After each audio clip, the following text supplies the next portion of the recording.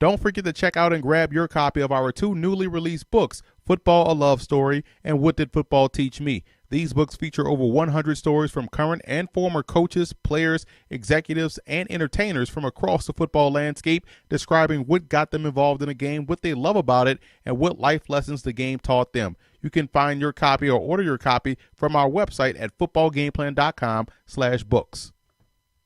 Great matchup here in the 2015 Live United Bowl as Southwestern Oklahoma State takes on Central Oklahoma, and some coaching points in this ball game for both squads. Looking at Southwestern Oklahoma State, I think they have to make Central Arkansas beat them throwing the football. We know they want to come in and run the football heavily with Clay McKenzie, the outstanding tailback.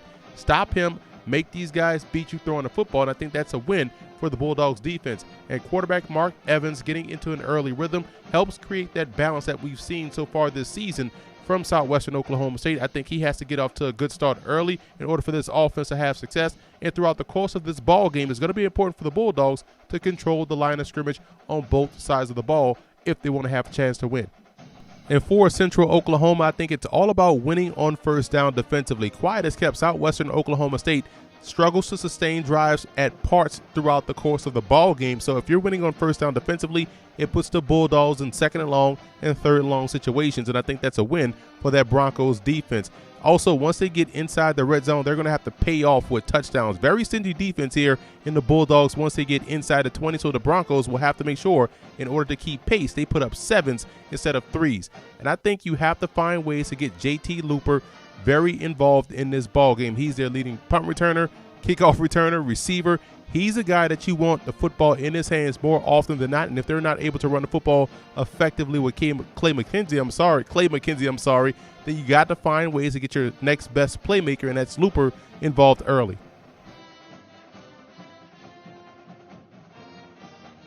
The biggest X factor in this game for the Bulldogs, I think, will be defensive back Connor Bays. He's a guy that tends to always find himself involved with tackles, finding himself involved with plays on the ball, and always somehow, some way, ends up with the football in his hands. I think he's going to play a huge role in the outcome in this game for the Bulldogs. Now, for Central Oklahoma, I look at linebacker Malcolm Howard, their leading tackler.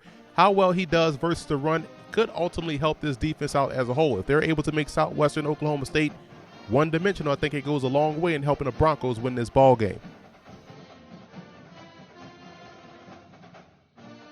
I like the Bulldogs in this ball game when you're able to have offensive balance like we've seen from Southwestern Oklahoma State all season long. Running the football, efficient passing, you're going to win more often than you lose, which is a big reason why they're 8-3 on the season. I think that balance offensively will give Central Oklahoma a lot of problems on their defensive side of the football. So I like the Bulldogs to knock off the Broncos in the 2015 Live United Bowl.